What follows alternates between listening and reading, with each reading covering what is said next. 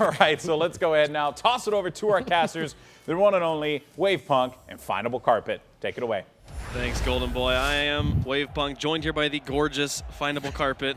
How you doing today, man? Make me blush. Don't make me do it. I'm doing really good. We're all so excited to be back here. We had, for me personally, way too long of a break between Qualifier 1 and Qualifier 2. Yeah. Like I was like sad. I was like the weekend hit. Where was the like, action? You know, you what need do I that do? Rocket League fix.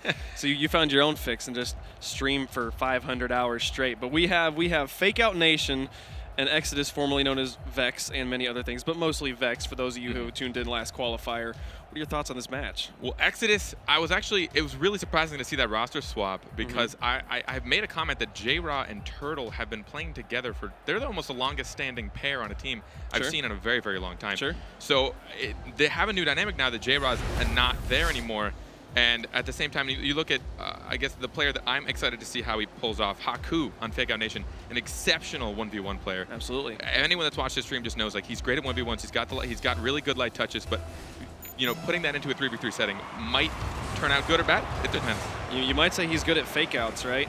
We'll see what they're able to do here in game number 1. Exodus coming out strong off the kickoff, very far up into Fakeout Nation territory, but Fakeout on the transition, going to push the ball up to midfield. Moses comes from the back and takes a shot on the net, but there's going to be having the corrupted G player in the goal, able to block that one out. Got to be careful when you take certain shots on net. If someone's just sitting in net and they're going to defend it, get a good clear, maybe you should put it in a placement to the corner. Give yourself a little bit more time to come up and keep the aggression going.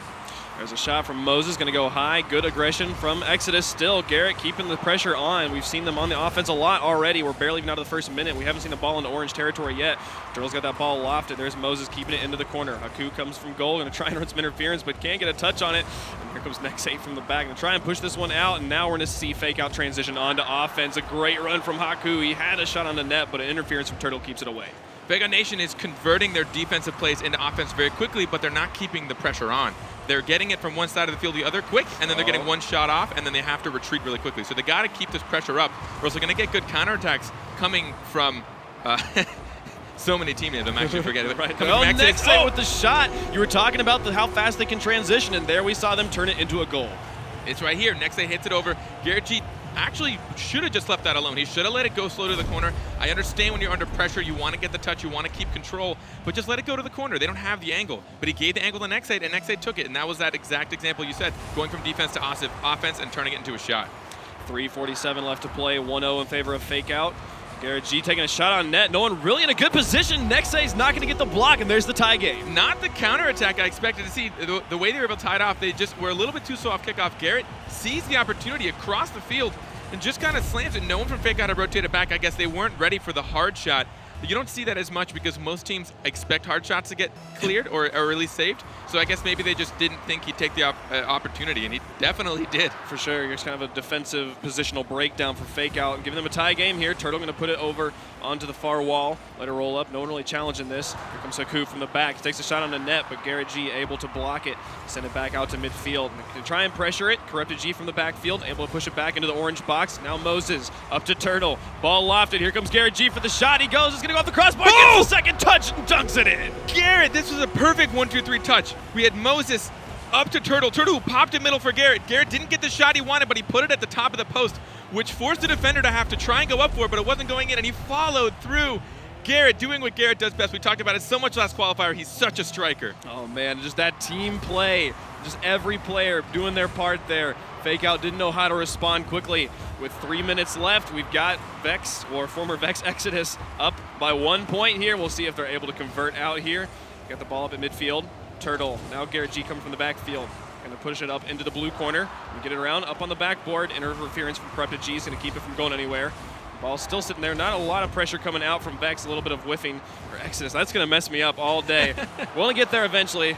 But here comes Turtle with the ball control. Playing the mind game. Shoots for the far side, but just goes wide. Almost, but that was good patience by him. They've actually been giving away a little bit of possession since that last goal. That is something that I think Fakeout, all three of the players excel at, is keeping the ball closer to them, making sure they get that second, third touch before another player comes to contest.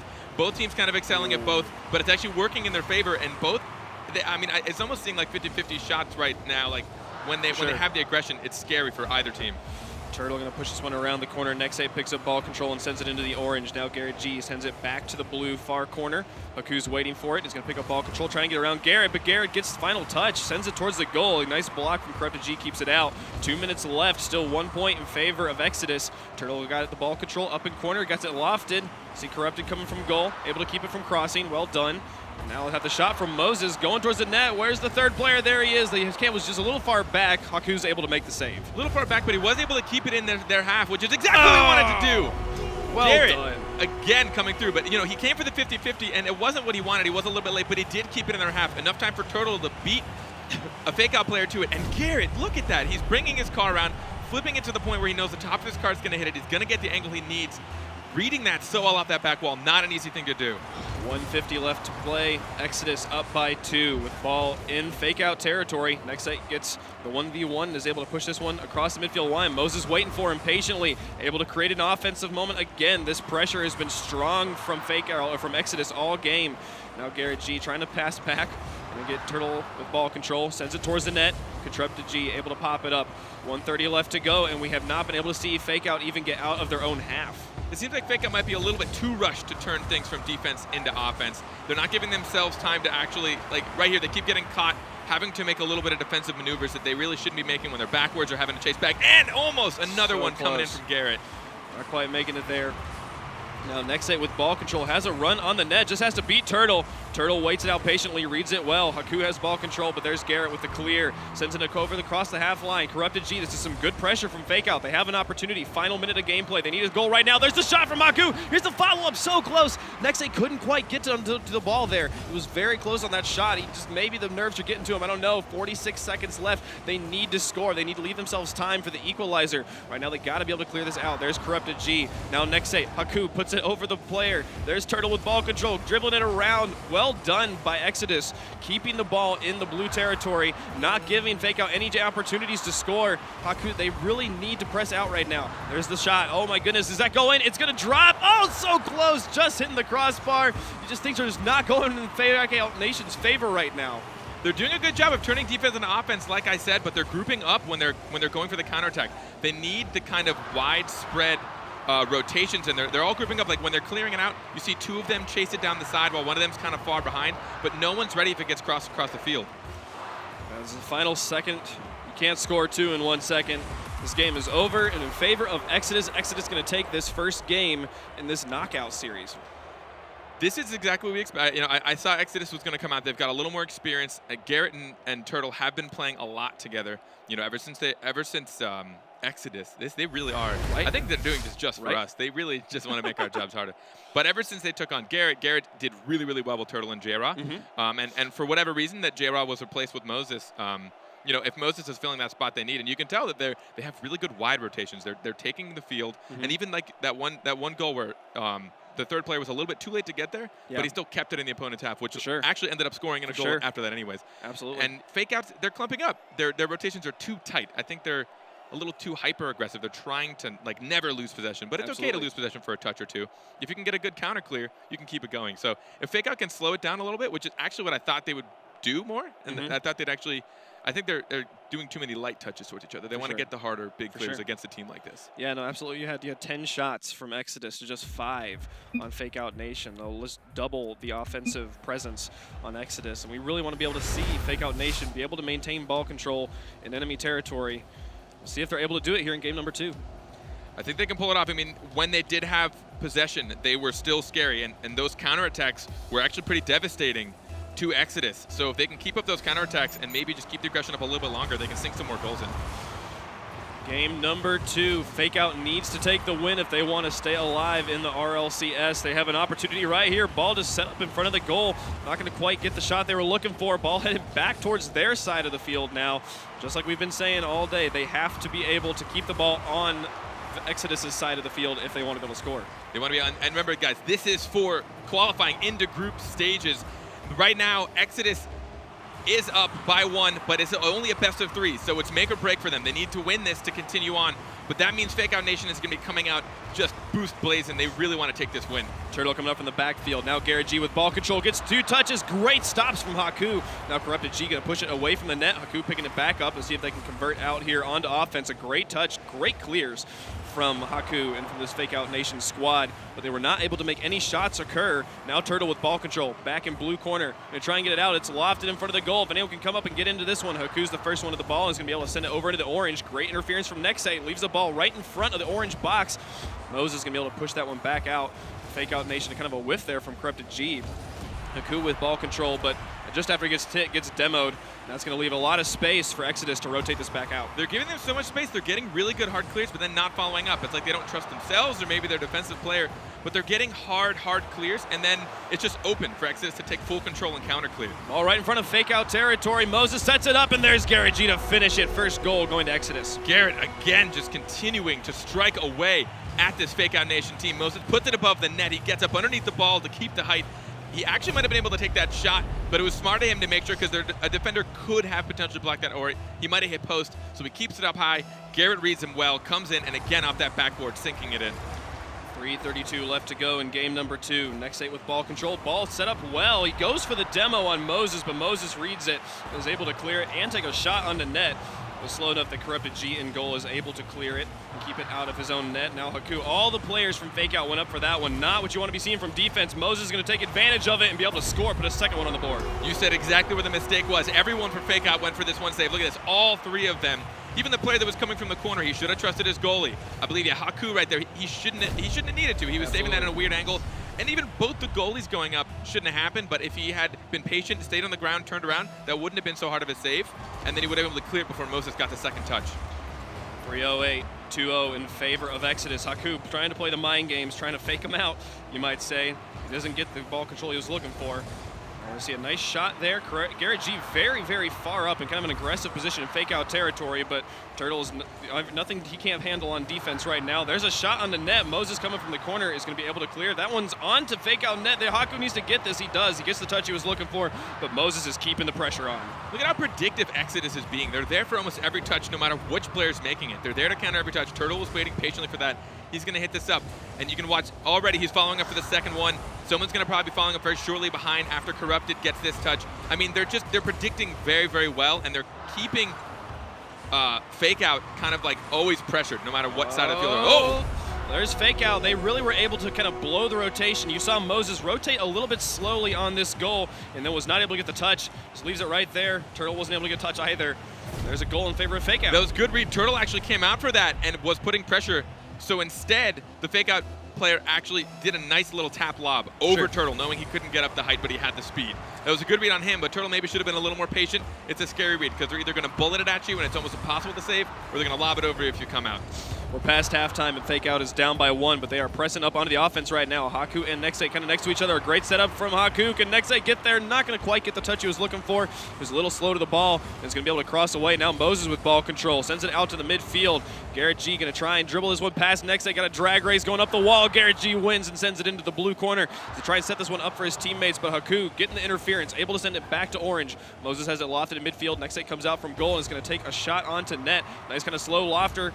Corrupted G tried to get a re-angle, but it wasn't going to happen at this moment. 1:38 left to go. Fakeout still down by 1.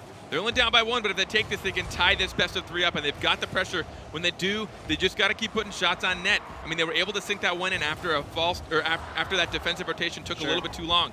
So they can do it one more time. They can tie it up. They're so close to keeping in this. Turtle with ball control in blue territory. Sends it into the corner. Ball going back to midfield. See if Who's gets this one here. Garrett G pops it up a little bit, but Nexate comes from the back, able to send it back into orange. Bit of ping pong happening in midfield. The ball is going back and forth. Nexate passes it back to Haku, keeps it at mid. There's Moses finally pressing this ball into Fakeout territory. Turtle going to try and set it up on the wall. The ball's lofted in the corner. 1 minute left. Fakeout still down by 1. They need to be able to press this one out. Haku's backwards in goal. He's able to get the clear. Now Corrupted G with ball control has an open net, but Garrett G. There's Corrupted G. There's Corrupted G. There's Garrett G. That's confusing. They're brothers. They're right. Oh my goodness. I don't know what's happening. Moses is going to be able to dunk that one underneath, though. Moses gets the angle. I mean, there's one thing I see Fakeout doing. Maybe it's game sense or communication, but the multiple times I've seen more than one person going for a ball when they really don't need to.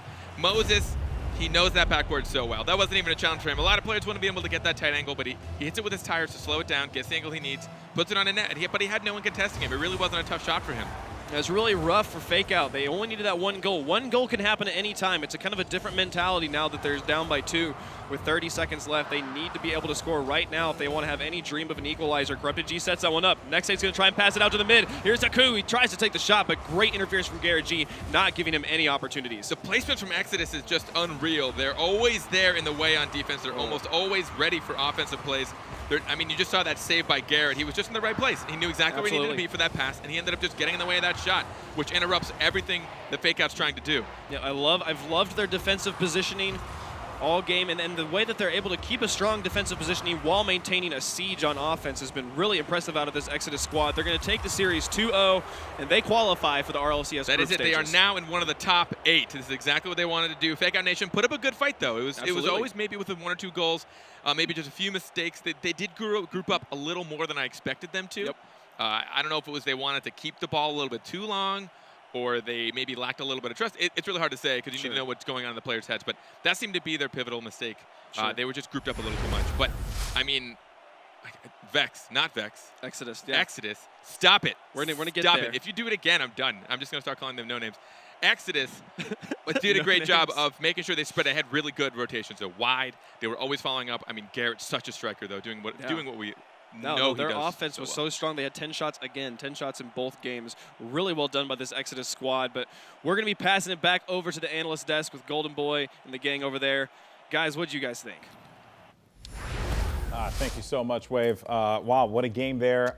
So I have learned never to try and make a prediction ever again. Never question Gibbs. I'll never question Gibbs. Especially for North America. Just don't question it. Yeah, I don't know. I never will. Maybe I'll have better luck tomorrow in EU, but definitely not today. So that is it for me. No more. All right. Well, let's go ahead and break this down here. Kicking things off right away. You saw Fakeout get that first goal early on in the game, and you thought, okay, this could be it. Fakeout could be, you know, this could be what we were hoping for, right? Some fight out of Fakeout Nation. But then Garrett G basically went Super Saiyan, he became a superstar and just dominated that game. He was the difference maker there, without a doubt. We were talking a lot about Moses early on. Moses really wasn't a factor in that first game. It was the Garrett G show. Yeah, well, that's what I wanted to mention is off the beginning. You know, we have Garrett and Turtle that have a synergy already.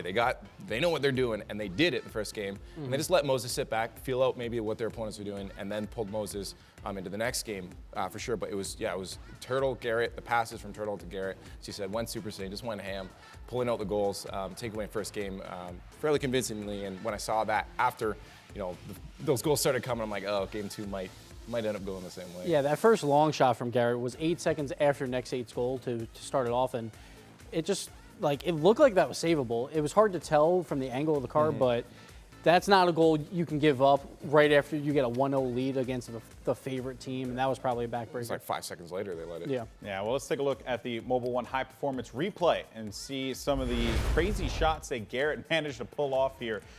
This is a beauty.